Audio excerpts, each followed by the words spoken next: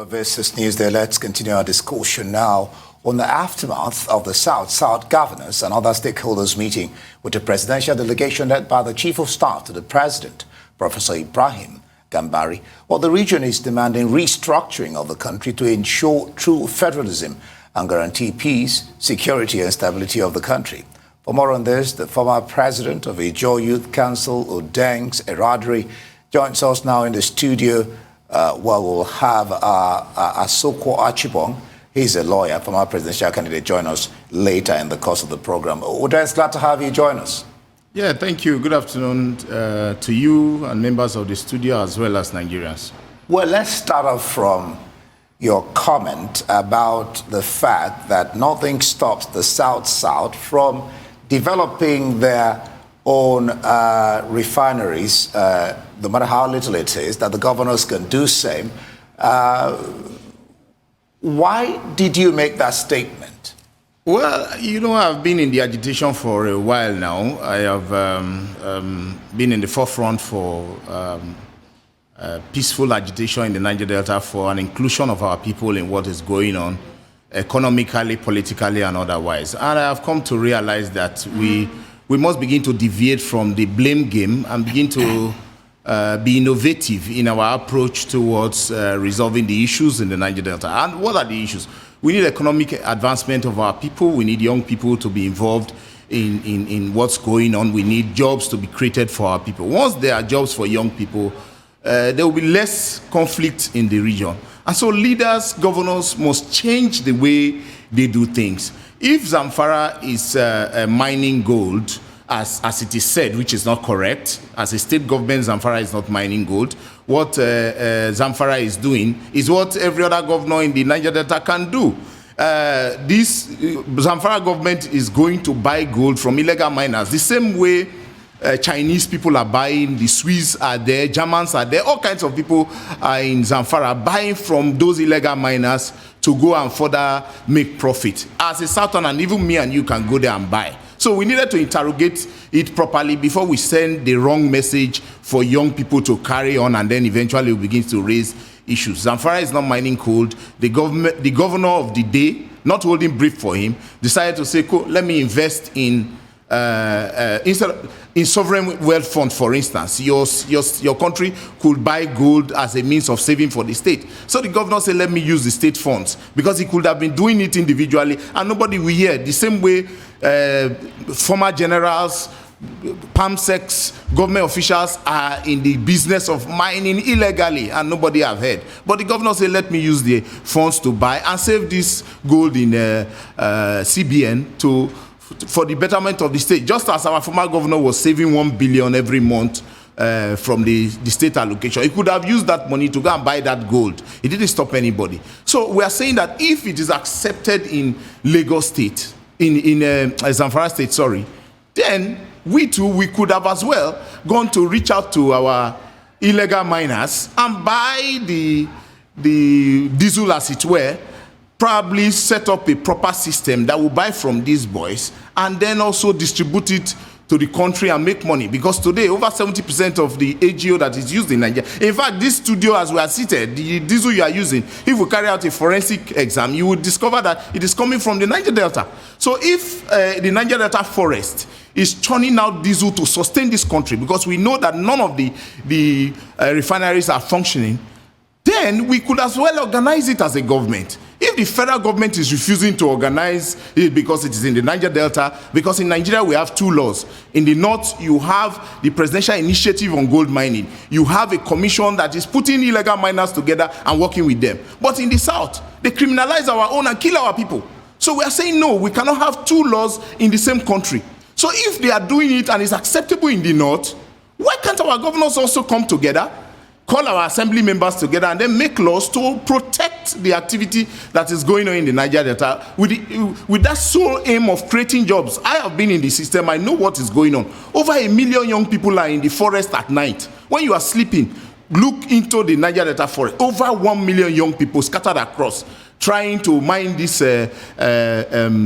petroleum products just to survive. So if you see that you can't stop it, every day we are spending money for military invasion, the military further goes to destroy the environment by pouring off all their petroleum products to the environment, then we need to change the style.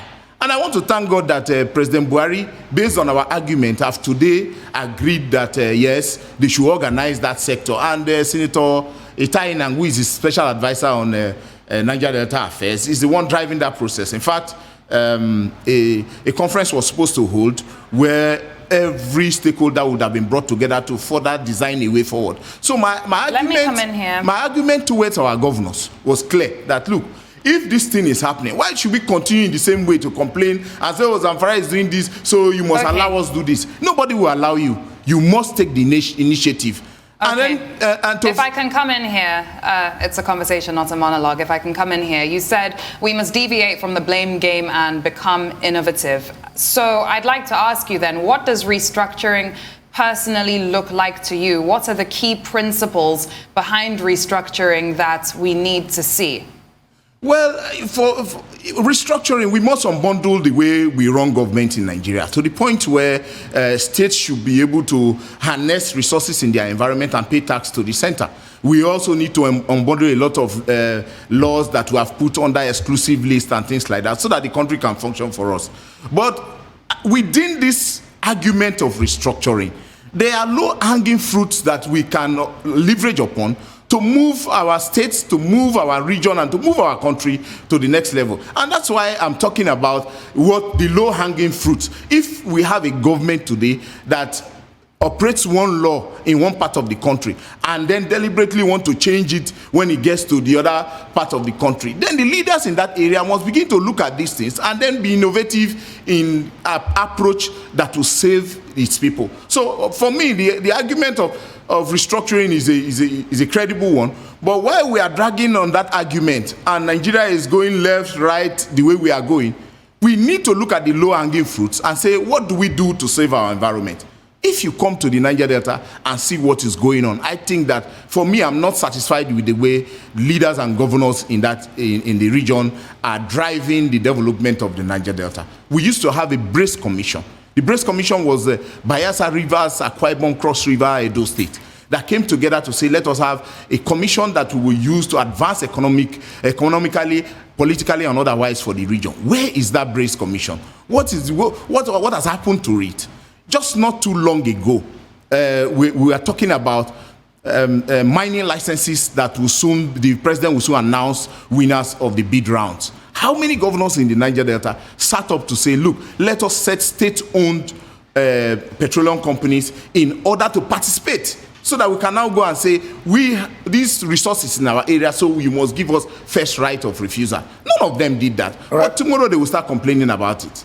All right, UDENGS, one keeps wondering whether there is enough consultation when you talk restructuring, because it sounds like it's just the South and the South that this is loud, but over there in the North, it doesn't seem to be quite loud. So one talks about negotiation, disagreeing to agree. Is enough consultation being done? Because it's all about negotiation. If there must be a restructure, well, there has been so much consultation. In fact, there have been experiences. Most of the people that are in leadership in this country today are people who experienced the First Republic, where we had regional governments and things like that. So there have been proper consultation. People have been talking. There have been moves for reform conferences that have held, and everybody has been talking about it. But you see, it's not an issue of whether the consultation has been properly done. It has been done.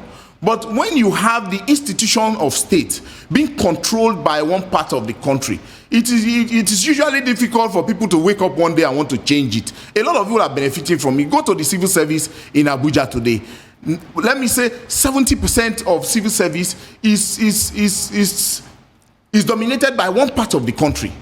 If you want to restructure, a lot of unbundling will affect a whole lot of areas that some people are afraid that could cut them short from the benefits that they get. And so naturally you will see that resistance. If you look at how we have run government over the years, you will see critically that the one section of the country, Let me put it that way, so that I'm not directly accusing anybody. One section of the country have consolidated themselves in politics, in governance, in all structures of the country, that they fear that if you restructure, it will affect them directly. Whereas that is not the case. A restructured Nigeria will make every part sit up. For instance, there is no food you have eaten in the south today that does not have 70% signature from the north. Okay. We talk of onions, tomato, pepper, to a large extent, even fish is coming from the north. In a restructured Nigeria, these things will be organized in such a way that their GDP will be determinant of the production of food that they have at that part of the country. Mr. ERADIRI, let me just ask you, pardon me, to just hold your thoughts for a minute. We have another guest joining us, former presidential candidate and lawyer Suko Achibong, joining us on this conversation about the South-South leaders meeting, restructuring, etc. Many thanks for joining us today on Newsday. Let's get your views on the meeting that was held between the South-South leaders and representatives from the federal government with regards to restructuring, the restructuring of the nation.